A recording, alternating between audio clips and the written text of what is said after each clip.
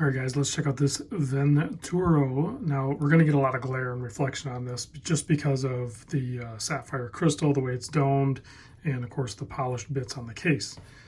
But what we're looking at here, case size, before I get started on that, I guess, big thanks to my buddy Homer. You guys all know Homer. He sends really cool watches into the channel for us to check out. That's the case with this one as well. Now, let's get into this. This is a 42 millimeter case. 48.5 lug to lug. You can see a really nice sharp turn down on those lugs, and they are drilled. You can also see the 8 millimeter crown, screw down crown right there, which is awesome. Thickness, including the double dome sapphire crystal that sits just proud of the bezel, is 14.2 millimeter, and you have 22 millimeter lug width here. This was sent over on this really nice leather strap. You can see Gruppo Gamma. You can also see that on the case back here too. 200 meter water resist, and you can see Venturo by Gruppo Gamma. So that's who makes this. I'll put a link to their website in the description. This is their Field Watch 2. They do have another one that's Field Watch 1, which is a little more traditional in design.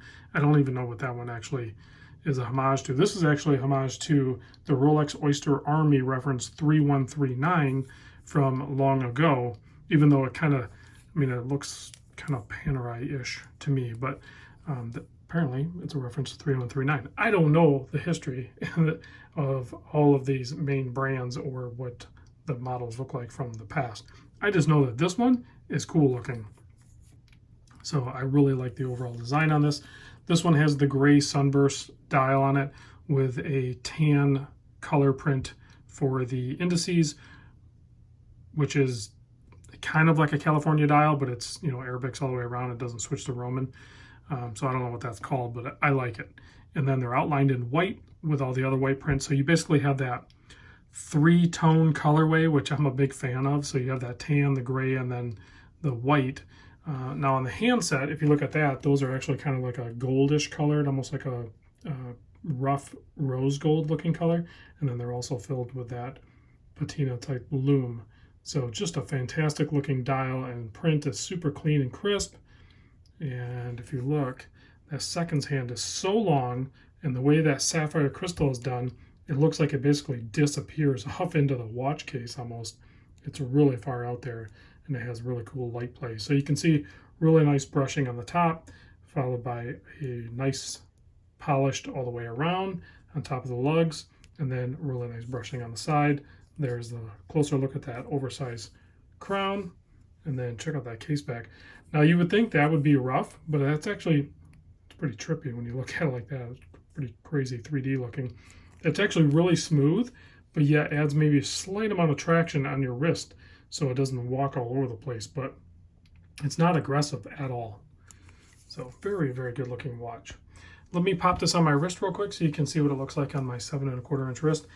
This is using the Seiko NH35 movement. This is a no date watch, so you will have that phantom date or ghost date, whatever you want to call it, in the crown positions when you unscrew it and pop it out. But you will be able to hand wind and hack the movement. I think this was a great looking watch on my 7¼ inch wrist. So very warm feeling. I think with that gray, with the tan, this would be my personal pick. So Homer did well with picking this, because you can get it in a black dial, a blue dial, and those would be like straight black, straight blue.